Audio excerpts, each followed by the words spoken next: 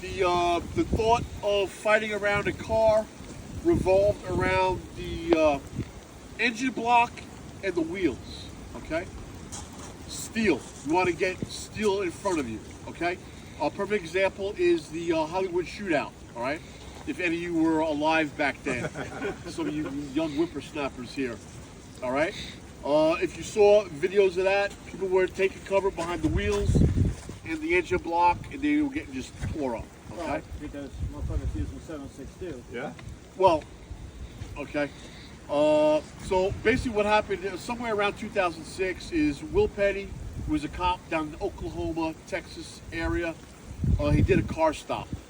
The car stop went bad. It was in a rural-ish setting, and him and the perp wound up chasing each other around the cars several times, gutted it out. Will Petty got shot in the leg, and the bad guy got his head blown off.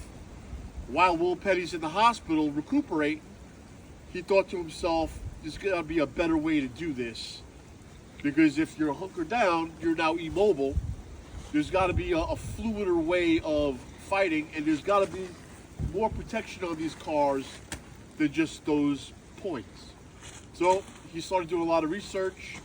Research led him to actually get a bunch of cars from the pound where they actually shot the cars up.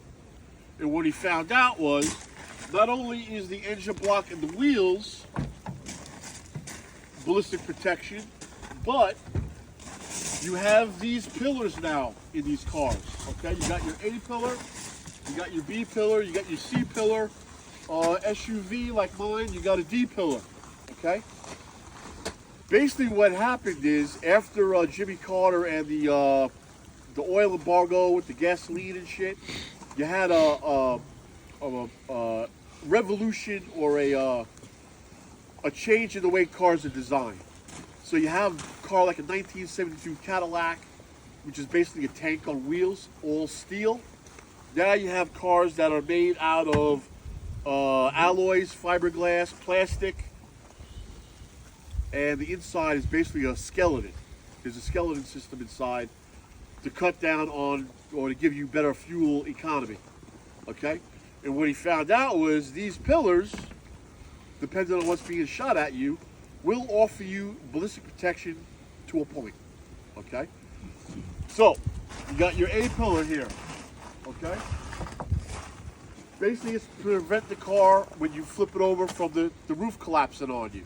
All right? I've actually shot shotgun slugs at point blank into this, and it defeats it. Okay? B pillar. All right? A little narrow at the top, but it gets wider at the bottom. And you have the hinges to the door bolted on top. So you got another quarter of an inch, eighth inch of steel added to it. So the lower you go, the better. Okay? C pillar is where it gets a little tricky. Okay? C pillar comes around here and circles around. Okay? You got your rocker panel and your roof panel. Okay? Out here is nothing. Okay? As you can see, I'll shoot them up in a second, but you'll see the rounds go right through this shit. Okay?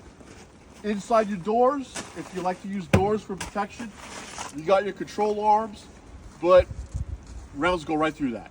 Okay? You may get lucky and have a round hit a control arm and it won't go through, but if you use your door as cover, you're a dead man. Okay? That's about it. And what happens is you basically got a box, okay? And we can fight around this car all day using those points as cover. So ideally, you want to stack your pillars. So the more pillars you have, the better.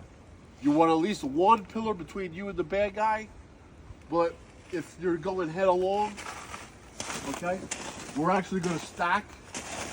So you line up your pillars, you get 3 pillars in a row, okay? Steering wheel's made out of steel. I've actually seen 308 rifle rounds bounce off the steering wheel, okay? Dashboard also will offer you some ballistic protection, okay? So that's about it. We're gonna show you. I'll demo it. I'll demo all the soft points of the car, all the hard points, and then we'll get you lining up your pillars and engaging steel downrange. Okay? Any questions? Nothing?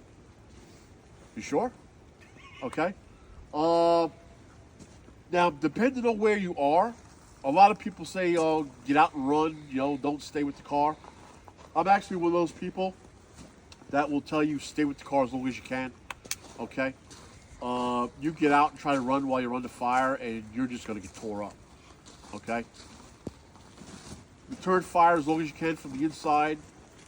Okay, if you're inside the car when you get engaged, and then when there's a break in the action, get out and move to better cover.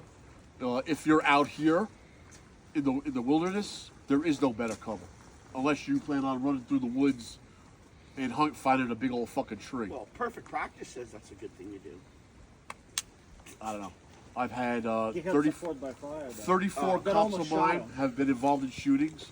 One guy actually is on video using what we taught him and killing a bad guy in a parking lot. So I'm going to be more inclined to what I know.